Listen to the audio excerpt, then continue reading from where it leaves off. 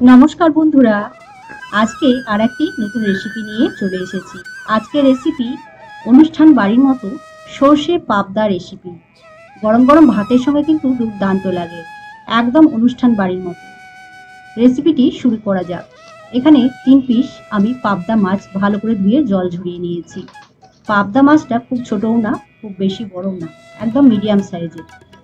এবার এতে আমি পরিমাণ মতো হলুদ আর স্বাদ অনুযায়ী লবণ দিয়ে দিচ্ছি। তারপরে হাত দিয়ে মাছের মধ্যে লবণ হলুদ ভালো করে মাখিয়ে 10 মিনিট মতো রেস্টে রাখবো। লবণ হলুদ মাখানো হয়ে গেছে, এবার 10 মিনিট রেস্টে রেখে দিলাম। এর মধ্যে আমি পোস্ত আর সর্ষে বেটে নিয়েছি। সর্ষেটা বেটে শিলে বাটা মশলা, আমি সর্ষেটা ছেঁকে নিয়েছি, খোসাগুলো ফেলে দিয়েছি। যেহেতু সর্ষে পোস্ত পাবদা রেসিপি, তাই সর্ষে আর পোস্তটা কিন্তু সমান সমান লাগবে। তাই একটা পাত্র নিয়েছি, এই পাত্রের মধ্যে 2 চামচ পোস্ত বাটা আর 2 চামচ মতো সর্ষে বাটা দিচ্ছি, একদম সমান সমান। সর্ষে পোস্তটা ভালো করে মিশিয়ে নিচ্ছি। ভালো করে মেশানো হয়ে গেছে।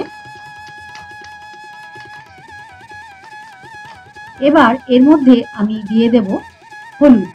যতটা পরিমাণ হলুদ লাগবে ঠিক ততটাই দেব, খুব বেশি কিন্তু দেব না।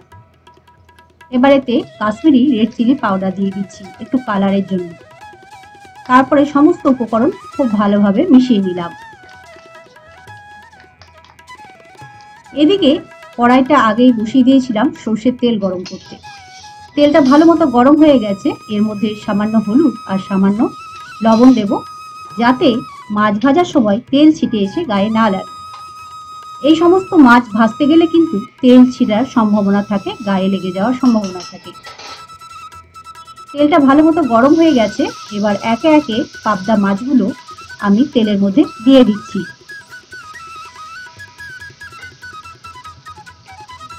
গ্যাসের ফ্লেমটা হাই রেখে মাছগুলো ভাজবো। এই মাছ নরম প্রকৃতির হয়, তাই লো ফ্লেমে ভাজলে মাছগুলো ভেঙে যাওয়ার সম্ভাবনা থাকে। তাই গ্যাসের ফ্লেমটা হাই করে কিন্তু মাছগুলো ভেজে নিতে হবে, আর সাবধানে উল্টাতে হবে, এপিট ওপিট ভালো করে ভেজে নিয়ে যাতে ভেঙে না যায়।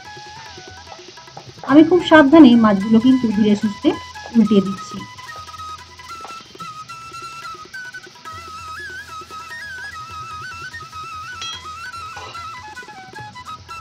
মাছগুলো ভাজা হয়ে গেছে। এবার তেল থেকে একে একে সব মাছগুলো আমি তুলে নিচ্ছি।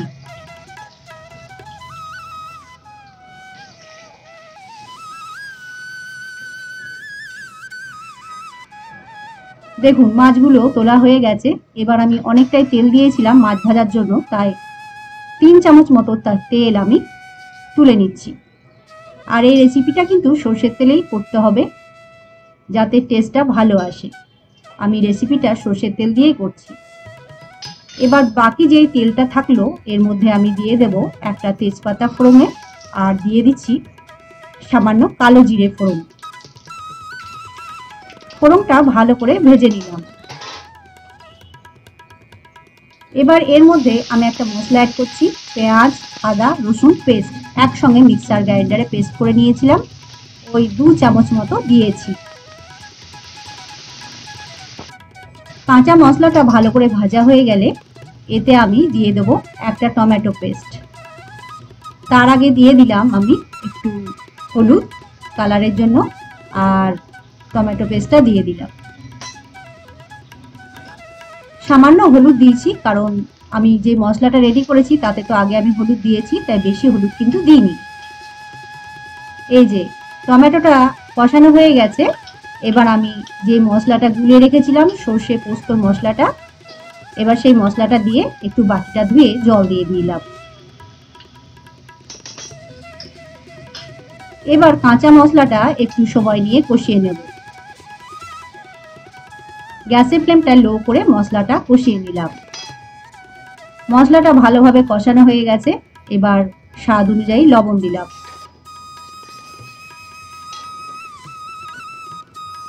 এবার ছোট বাটির 1 বাটি মতো জল দিলাম, হালকা উষ্ণ গরম জল। তারপরে সমস্ত মশলার সঙ্গে জল দিয়ে আমি মিশিয়ে নিচ্ছি। এবার ঝালের জন্য কাঁচা লঙ্কা দিলাম। যে যতটা ঝাল খাবেন ঠিক ততটাই ঝাল দেবেন। এবার ঢাকা দিয়ে 2 মিনিট ফুটতে দিলাম। 2 মিনিট পর ঢাকাটা খুলে নিয়ে ভেজে রাখা পাবদা মাছগুলো একে একে সাবধানে দিয়ে দিচ্ছি।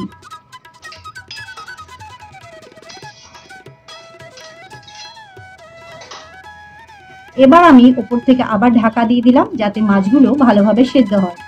2 মিনিট পর ঢাকাটা খুলে নিলাম। এক পিঠ যেহেতু ভালোভাবে সেদ্ধ হয়েছে, অন্য পিঠে উল্টে দিচ্ছি।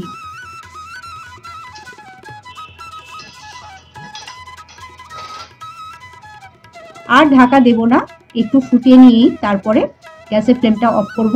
তার আগে নামানোর আগে কিছুটা পরিমাণ ধনেপাতা কুচি দিচ্ছি। এতে কি হয়, টেস্টটা খুব সুন্দর আসে, ধনেপাতার একটা ফ্লেভার আসে, খেতে খুব সুন্দর লাগে।